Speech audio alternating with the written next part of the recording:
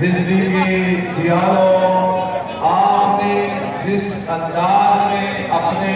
हक के लिए खड़े हुए, अल्लाह रब्बुल इज़्ज़त ने आपकी इज्जत रख ली है।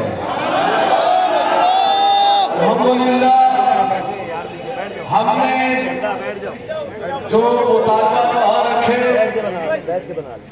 उनमें से मुतालबा वो ये था कि हमारे उम्मीदवारों को अगवा करके उनके घरों से उनको अगवा किया जा रहा है और उनको डराया जा रहा है, जबरदस्ती उनको धमकाकर उनको अपनी नशिस्त से बरखार यानी हटाया जा रहा है। तो इस हवाले से जो हमारे उम्मीदवारों को परेशानी थी, जो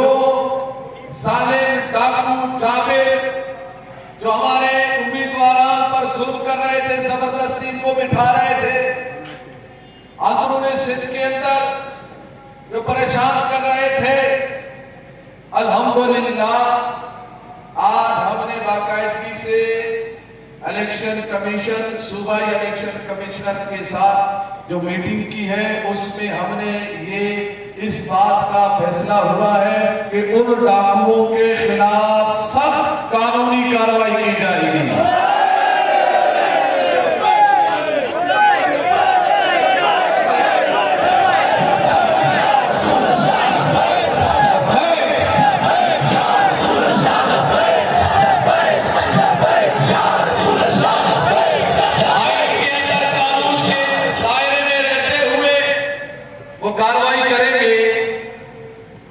और इंशाअल्लाह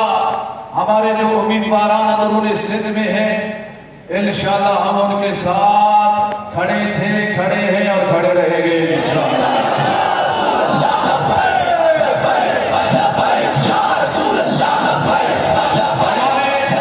हमारे बड़े पुराने दर्द थे जो हमें खींच कर यहाँ लेके आए, हमारे बड़े पुराने दर्द थे जो हमें खींच के यहाँ लेके आए। ये तो एक सबब बना कि इलेक्शन ये नहीं करा रहे थे वक्त पे, वो हमारे लिए तो कोई मसला ही नहीं था, हमारी तैयारी तो मुकम्मल थी, चाहे 24 हो या कोई भी हो, हमारी तैयारी मुकम्मल थी, मगर बड़े डर थे। अल्हम्दुलिल्लाह आज हमने उन सब का सफाया कर दिया है।